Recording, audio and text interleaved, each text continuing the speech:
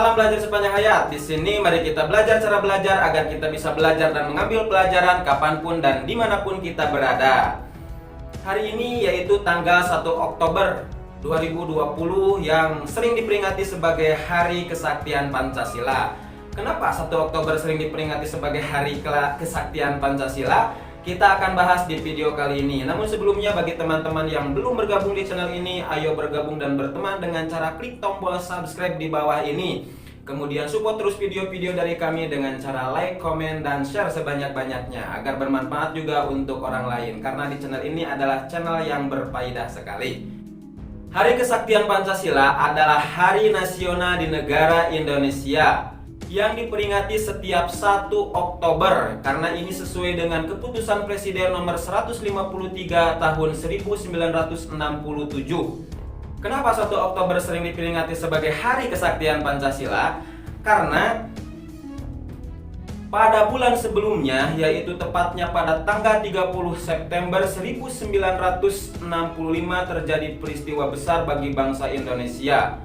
Ini adalah suatu cobaan yang begitu dahsyat bagi ketatanegaraan bangsa Indonesia. Juga sangat begitu besar pengaruhnya bagi eksistensi dasar negara kita, yaitu Pancasila sebagai satu-satunya dasar negara yang disepakati oleh Founding Father bangsa Indonesia. Lalu, kejadian apa sih pada tanggal 30 September 1965? Yaitu kejadian di mana Partai Komunis Indonesia dan para pengikut-pengikutnya berusaha ingin mengkudeta pemerintahan Indonesia. Di samping ingin mengkudeta pemerintahan Indonesia, mereka juga ingin mengganti ideologi bangsa Indonesia dari Pancasila menjadi ideologi komunis sosialis. Makanya kenapa disebut dengan Hari Kesaktian Pancasila, karena peristiwa ini adalah salah satu cobaan terbesar bagi ideologi bangsa Indonesia, yaitu Pancasila. Sebetulnya Partai Komunis Indonesia berusaha ingin mengkudeta pemerintahan dan ingin mengganti ideologi negara itu bukan hanya kali ini saja. Sebelumnya juga pernah mereka ingin mencobanya, yaitu tepatnya pada tahun 1948 yang sering dikenal dengan peristiwa Madiun. Namun pada waktu itu juga gagal, dan sekarang ingin mencoba lagi, ingin mengkudeta pemerintahan dan ingin mengganti ideologi negara, ingin mengganti dasar negara Pancasila dengan dasar dan sistem komunis ala mereka. Namun kali ini pun gagal, walaupun bangsa kita kehilangan para jenderal-jenderal terbaiknya, sekitar 6 orang jenderal Indonesia tewas, dan beberapa orang serta tokoh-tokoh yang lainnya di berbagai daerah juga mengalami penyiksaan, mengalami penindasan yang sangat keji oleh para pengikut-pengikut PKI.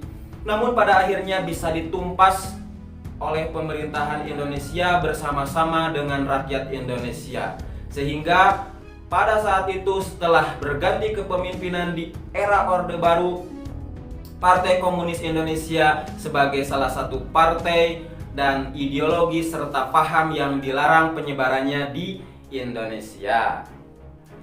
Kemudian mungkin ada yang bertanya, kenapa 1 Oktober diperingati sebagai Hari Kesaktian Pancasila?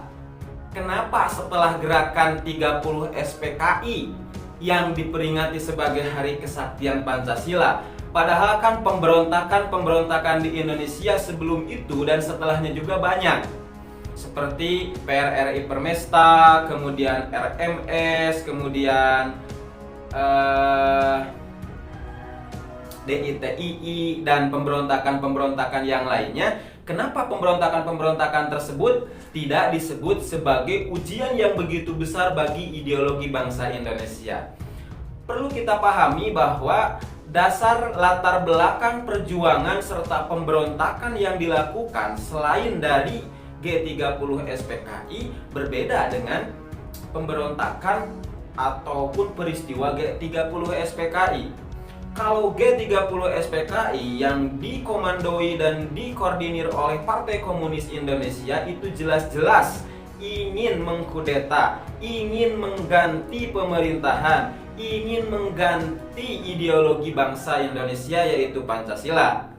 Berbeda dengan PRRI Permesta, mereka tidak ingin mengganti Pancasila, mereka tidak ingin mengganti ideologi bangsa Indonesia. Mereka hanya kecewa terhadap kebijakan-kebijakan yang diambil oleh pemerintahan pusat karena dianggap timpang dalam hal pembangunan antara Jawa dan luar Jawa, antara pemerintahan pusat dan daerah, dan yang lain-lainnya. Jadi itu latar belakangnya, motifnya bukan ingin mengganti ideologi negara, tapi lebih kepada koreksi terhadap pemerintahan pada saat itu. Begitupun pemberontakan DITII. DITII pimpinan Sekar Marijan Kartosuwiryo itu tidak ingin mengkudeta Insinyur Soekarno, tidak ingin mengkudeta pemerintahan bangsa Indonesia, walaupun betul ingin mengganti ideologi bangsa dengan Quran dan hadis dalam deklarasinya. Tapi pada waktu itu di Jawa Barat, khususnya di Priangan Timur, itu bukan wilayah dari Republik Indonesia. Karena Kartosuwiryo mendeklarasikan berdirinya Negara Islam Indonesia atau NII yang didukung oleh Tentara Islam Indonesia itu, mereka memproklamasikan ketika selesai perjanjian Renville, di mana dalam perjanjian Renville salah satunya di kawasan Jawa Barat, khususnya Priangan Timur, itu tidak termasuk wilayah Republik Indonesia, tapi termasuk wilayah independen di bawah Republik Indonesia Serikat yang dikendalikan oleh Belanda dalam agresi militer Belanda. Jadi Kartosuwiryo itu bukan menentang Republik Indonesia pimpinan Insinyur Soekarno, tapi mereka tidak ingin ada di bawah jajahan kembali dari pemerintahan Belanda pada waktu itu ketika agresi militer Belanda. Walaupun penjajahan Belanda dalam agresi militer Belandanya itu penjajahan yang tidak langsung, karena mereka penjajahannya secara diplomatis, merubah bentuk negara Indonesia, sistem pemerintahan Indonesia dari republik menjadi Republik Indonesia Serikat. Nah, jadi Kartosuwiryo itu bukan ingin memberontak terhadap Soekarno pada awalnya ya. Pada awalnya, motif awalnya bukan itu. Karena Priangan Timur, daerah sebahagian Cilacap, kemudian daerah Jawa Barat sebahagian, itu adalah bagian terpisah. Karena dalam sistem Republik Indonesia Serikat itu sistemnya sistem federal, ada negara-negara bagian, termasuk di dalamnya ada Republik Indonesia. Nah, Jawa Barat itu tidak termasuk Republik Indonesia ketika waktu itu. Nah, jadi pemberontakan-pemberontakan tersebut pada akhirnya tidak dianggap sebagai cobaan yang dapat mengganti ideologi bangsa Pancasila. Namun Partai Komunis Indonesia itu jelas-jelas, bahkan setelah pemilu 1955, Komunis atau Partai Komunis Indonesia menjadi salah satu partai terbesar keempat yang memenangkan pemilu.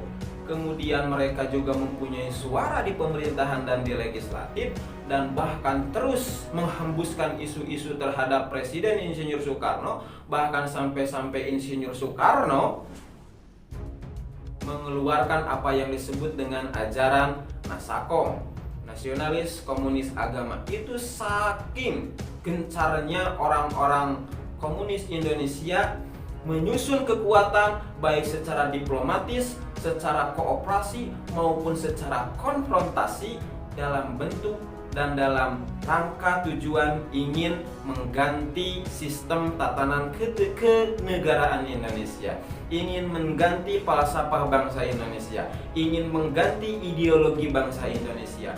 Bahkan sampai-sampai mereka menggunakan cara-cara kasar, dengan salah satunya adalah peristiwa G30 SPKI.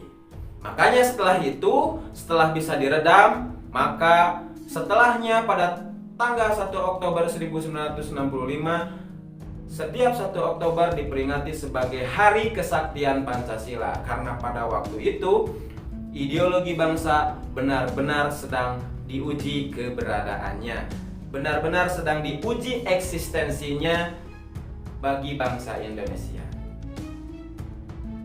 Nah itulah video kali ini, semoga bermanfaat. Salam belajar sepanjang hayat, sampai jumpa di video selanjutnya. Assalamualaikum warahmatullahi wabarakatuh.